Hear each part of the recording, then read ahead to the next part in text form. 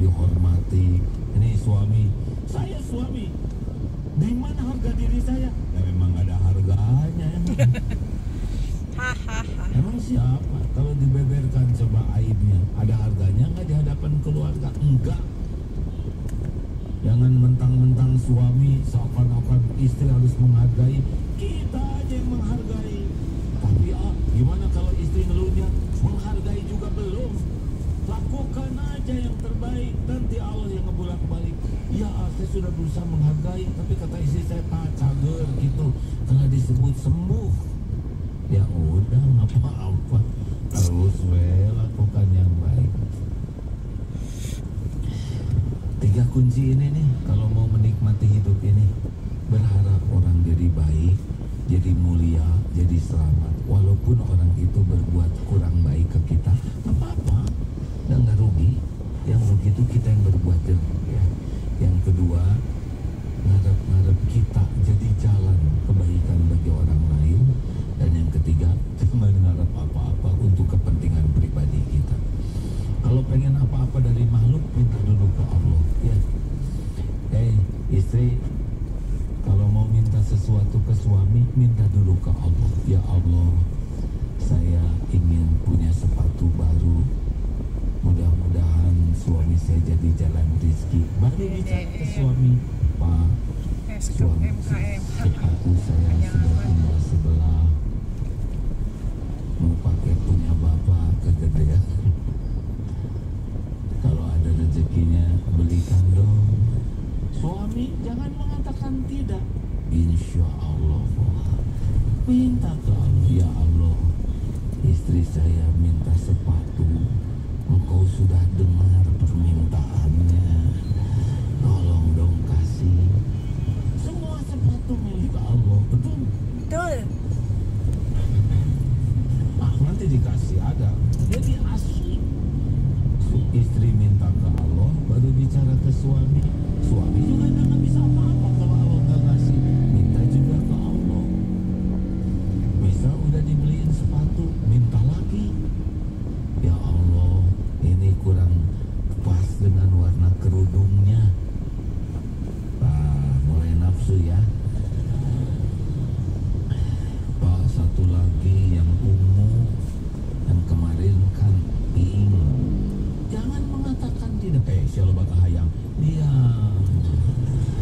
Oh begitu Bu, sok atuh Ibu istiqoroh. Ya Allah, kalau hisabnya jadi berat, tolong Engkau yang membulak-balik hati. Bagaimana Bu, udah ada? Enggak, ada yang cocok? Alhamdulillah. Daripada bertengkar itu tidak. Betul lagi pelit, nanti repot lagi. Istri jadi dosa, suasana nggak enak, laporkan ke penguasa hati. Enak. Istri ngomel-ngomel terus, gimana? Tinggal laporkan ke penguasa istri. Ya Rob, wahai yang maha mendengar, sudah 4 jam ya Allah, pengulangan terus ya. Karuniakan saya kesabaran. Kasihan ya Allah, tuh sampai ngaplek begitu.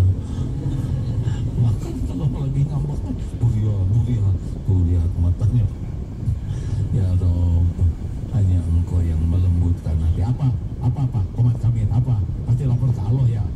Iya. Habis bagaimana lagi? Sok aja ngomong terus ke Allah. Sok aja laporin ke Allah. Nah, bagus tuh. Marifat istri ya kan. Kita jarang itu. Benar tidak? Seakan-akan dengan omongan kita jadi sabar, seakan-akan dengan nasihat kita jadi baik. Enggak. Yang ngebulak balik hati adalah Allah. Tugas kita itu, nasihat itu adalah amal soleh. Orang tidak berubah dengan nasihat kita. Orang berubah dengan hidayah taufik Allah. Kita memberi nasihat adalah amal soleh. Makanya bicaranya yang baik. Niatkan amal. Ini kan selama begini, apa yang bisa saya lakukan? Gak ada. Saya gak bisa ngebulak balik hati. Tahu juga enggak hatinya di mana. Terus ngebulak baliknya gimana? Ini nggak bisa mengubah siapapun. Apa yang bisa saya ubah? Ubah diri saja sendiri nggak bisa. Ini karena takdir begini aja, lagi diuji bagian jadi penceramah. Maka tugas saya meluruskan niat, semoga ceramah ini jadi amal soleh. Yang kedua, sampaikan apa yang sudah dipahami yang benar, mudah-mudahan benar, tanpa harus neko-neko ya. Kemudian doa, semoga diterima oleh Allah semuanya. Cuman itu.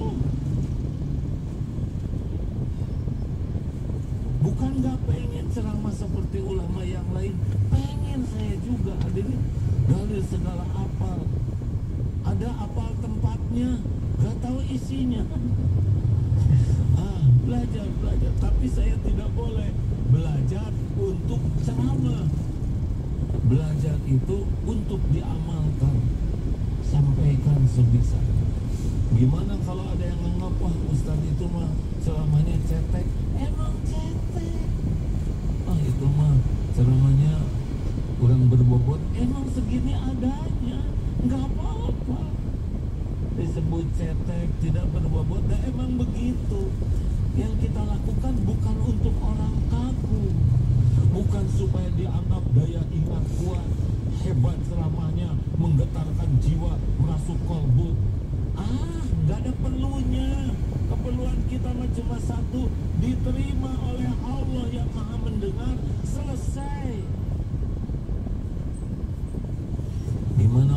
Saya pernah ceramah di satu tempat, udah itu nggak ada yang ngundang lagi. Ya berarti selamat, saudara. Diuji nih ceramah begini. Ini ujian ini.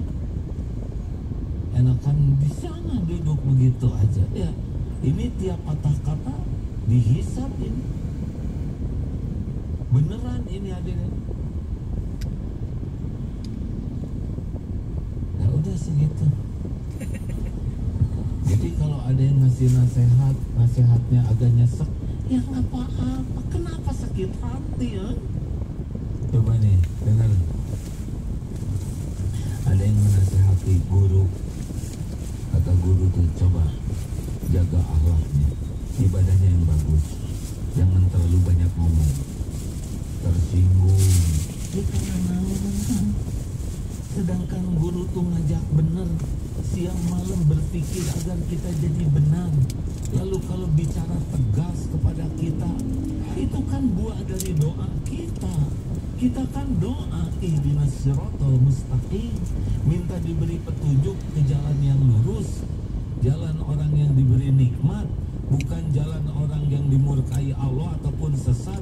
Terus Allah menggerakkan, bisa guru, bisa suami, bisa istri, bisa anak, bisa kakak, bisa adik, bisa khodimat, bisa teman, bisa orang yang sebel ke kita.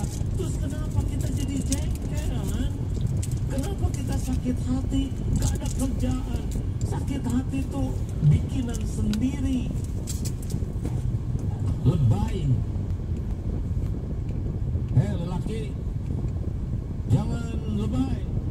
Gak boleh cengeng. Orang beriman mah ajak gue.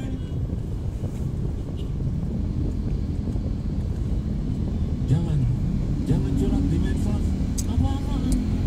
Emang follower Tuhan kita? Enggak. Walau followernya banyak, curhat di sana hanya menampakkan orang yang tidak ridho ke takdir. Orang yang curhat sembarangan, tidak pada orang yang tepat, itu orang yang tidak menerima takdir. Curhat maka yang pemilik segala-galanya. Surat Yunus 107. Wa iyam sas'allahu bidurrin fala kashifalahu illahu.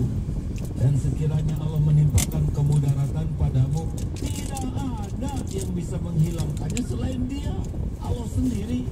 Mau menjerit sekeras apapun, berlari ke penjuru bumi manapun, merintih, memelas, menghibah, gak ada, hanya Allah yang kuasa. Itulah sebabnya para tahanan Palestina yang dilihat itu ya, yang ada, tetap tegar, karena dia yakin Allah melihat segalanya. Kalaupun dia tersakiti, ini penggugur dosanya, ini penghapus aibnya, ini pahalanya ditimpakan, diberikan oleh Allah sakitnya udah diukur oleh Allah. Kalaupun harus mati, berarti sudah waktunya. Insya Allah jadi syuhada. Harusnya sampai ke sana keyakinan kita. Jadi nggak ada lagi lebay-lebayan, curhat-curhat yang nggak perlu kepada orang yang tidak menjadi solusi.